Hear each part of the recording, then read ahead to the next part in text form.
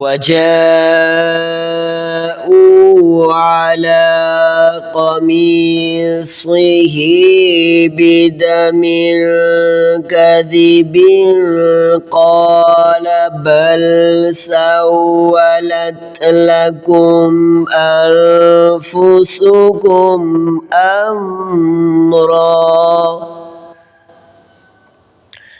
فصبر جميل والله المستعان على ما تصفون.